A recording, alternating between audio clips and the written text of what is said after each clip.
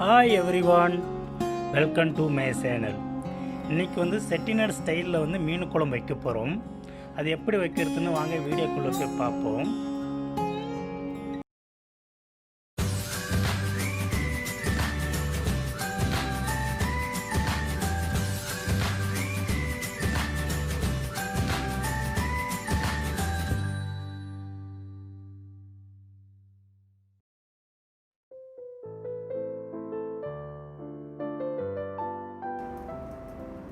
செட்டிநாடு மசாலா வந்து இப்போ நான் செய்ய போகிறேங்க.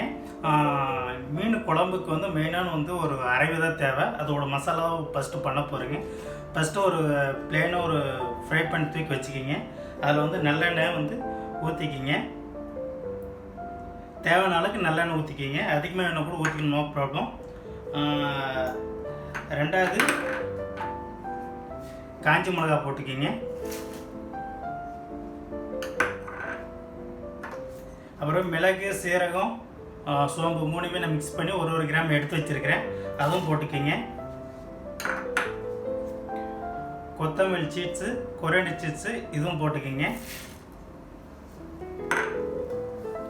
வெந்தயம் கொஞ்சமாக போட்டுக்கிங்க, ஏன்னா அதிகமாக போட்டால் அரைக்கும் போது கசப்பாத்தனம் வந்துடும். இதை போட்டு நல்லா பொன்னிறமாக வருங்க.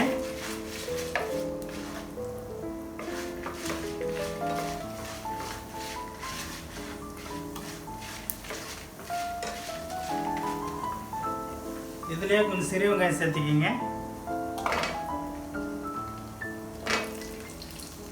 பால் சேர்த்துக்கிங்க. சிறு வெங்காயம் ஒரு 8 பீஸ் பூண்டு சேர்த்துக்கிங்க. கொஞ்சம் கருவேப்பிலை போட்டுக்கிங்க.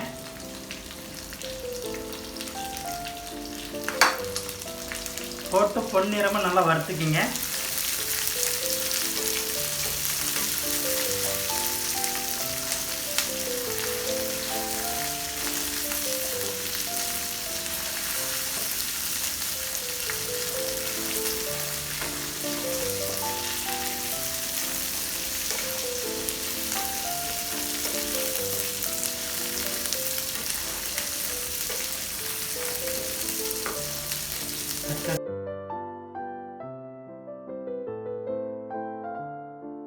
பூண்டு, வெங்காயம், காஞ்சி மிளகா, மிளகு, சீரகம் இதெல்லாம் நல்லா வதங்கிருச்சு. இப்போது வந்து தக்காளி போட்டுக்கிங்க. தக்காளி வந்து ஒரு 4 தக்காளி எடுத்துகிட்டு நல்லா கொஞ்சம் டிப்ஸாக கட் பண்ணிக்கிங்க. கட் பண்ணிவிட்டு நல்லா வதக்குங்க. மீன் குழம்புக்கு வந்து தக்காளி கொஞ்சம் அதிகமாக இருந்தால் தான் நல்லாவும் இருக்கும். ஒரு செட்டிநாடு மசாலாவுக்கு வந்து ஒரு மெயினான ஒரு விஷயம் வந்து தேங்காய் வந்து இப்போ நம்ம போட போகிறோங்க. தக்காளி, வெங்காயம் எல்லாமே வதங்கிருச்சு. இப்போது வந்து திருகின தேங்காய் இருந்துச்சுன்னா நீங்கள் போட்டுக்கிங்க. எங்கள் கிட்ட வந்து திருகின தேங்காய் இல்லை, அதனால் வந்து நான் பொடிசாக கட் பண்ணிவிட்டு தேங்காய் வந்து நான் போட்டுக்கிறேன். நல்லா வதக்கிட்டு பின்னாடி அதோட ஃப்ளேவர் வரும், அந்த செட்டிநாடு ஒரு ஃப்ளேவர் வந்து நல்லா வரும். அதுக்கு வந்துட்டு பின்னாடி அதை எடுத்து ஒரு பவுலில் மாற்றி எடுத்து வச்சுக்கிங்க. சூடு ஆறிட்டு பின்னாடி வந்து உங்கள் வீட்டில் வந்து அம்மிக்கல்லில் அரைங்க. அம்மிக்கல் இல்லாதவங்க வந்து மிக்சர் அரைச்சிக்கிங்க. நல்லா பேஸ்ட்டாக நல்லா நைஸாக வர மாதிரி நல்லா அரைச்சிட்டு நம்ம அதை வச்சு தான் மீன் குழம்பு இப்போ செய்ய போகிறீங்க. செட்டிநாடு மீன் குழம்பு இப்போ செய்ய போகிறீங்க. இப்போ வந்து உங்கள் வீட்டில் வந்து மண்பானை சட்டி இருந்தால் அதை யூஸ் பண்ணிங்க.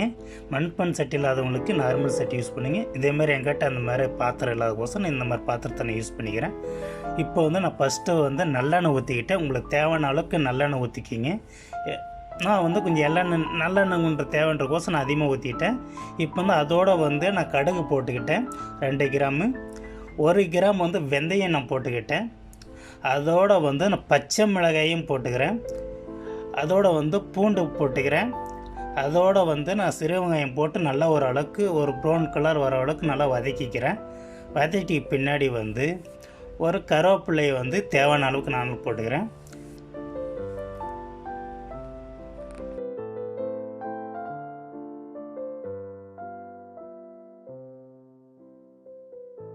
செட்டிநாடு மீன் குழம்புக்கு வந்து ஒரு முக்கியமான விஷயம் வந்து புளி வந்து லெமன் சைஸில் இருக்கிறது வந்து எடுத்துக்கிங்க.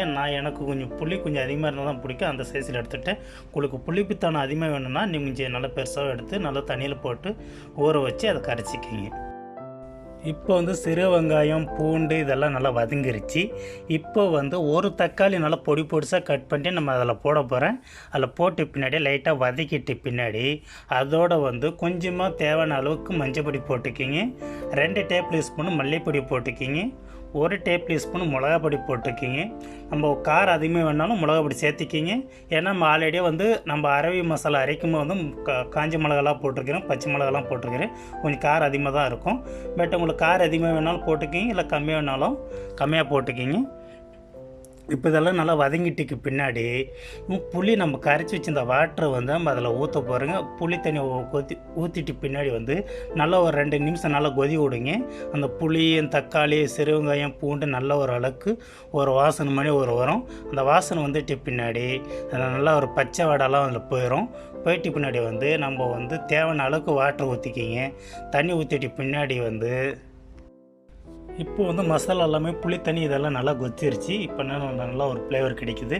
இப்போ வந்து பார்த்திங்கன்னா நம்ம அரைச்சி வச்சு இந்த மசாலா வந்து நல்லா நைஸாக அரைச்சி வச்சுக்கிங்க. அப்போ தான் வந்து சாப்பிடும்போது வந்து கொஞ்சம் நல்லா போகும். இப்போ வந்து நல்லா நான் நைஸாக அரைச்சி வச்சுட்டேன். இப்போ வந்து நான் அதில் ஊற்ற போகிறேன். ஊற்றிட்டு பின்னாடி உங்களுக்கு எவ்வளோ வாட்டர் தேவை அந்த அளவுக்கு நீங்கள் வாட்டர் மிக்ஸ் பண்ணிக்கிங்க. உங்களுக்கு வாட்டர் கம்மியாக வேணாலும் கம்மியாக ஊற்றிக்கிங்க, இல்லை அதிகமாக வேணாலும் அதிகமாக ஊற்றிக்கிங்க. இப்போ அதை ஊற்றிட்டு பின்னாடி நல்லா ஓரளவுக்கு நல்லா கொதி வரட்டும். கொதித்து வந்துட்டு பின்னாடி ஒரு 5 நிமிஷம் நல்லா கொதி விடுங்க. அந்த தேங்காய், அந்த பச்சை மிளகா, அப்புறமா தக்காளி, அப்புறம் சிறு வெங்காயம் இதெல்லாம் வந்து ஓரளவுக்கு பச்சை வடையெல்லாம் போயிட்டு பின்னாடி ஒரு மீன் குழம்பு வாசனை செட்டிநாடு ஃப்ளேவரு அப்படியே மணக்கும். அந்த மணக்கிற நேரத்தில் வந்து நாம் வந்து இதை போட போகிறோங்க, மீனை போடலாம்.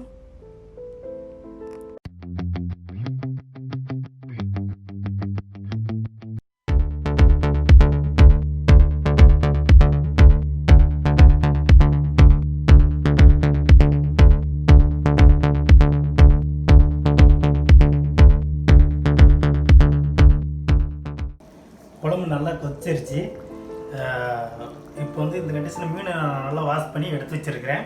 இதை வாஷ் பண்ணும்போது மஞ்சள்தூள், சால்ட்டு, உப்பெல்லாம் போட்டு நல்லா மிக்ஸ் பண்ணி வாஷ் பண்ணி எடுத்து ரெடியாக வச்சுக்கோங்க. இப்போ வந்து நான் மீனை போட்டுறேன். மீன் போட்டு முன்னாடி வந்து மிக்ஸே பண்ணக்கூடாது, அப்புறம் மீன் நல்லா உடஞ்சிரும்.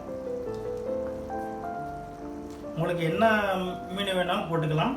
நான் போட்டுங்கிறது வஞ்சர மீன்.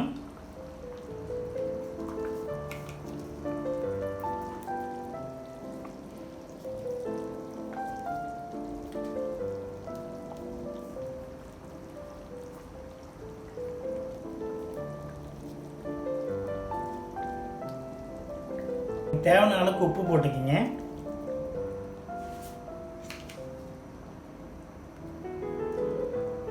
ஒரு 5 நிமிஷம் நல்லா கொதிக்கட்டும்.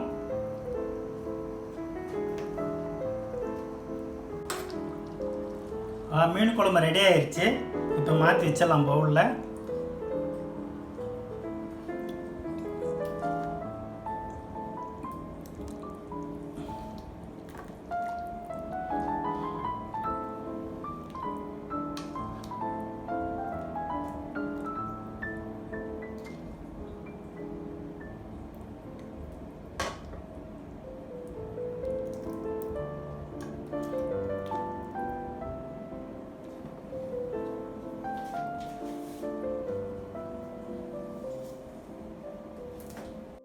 செட்டிநாடு மீன் குழம்பு ரெடி ஆகிருச்சு.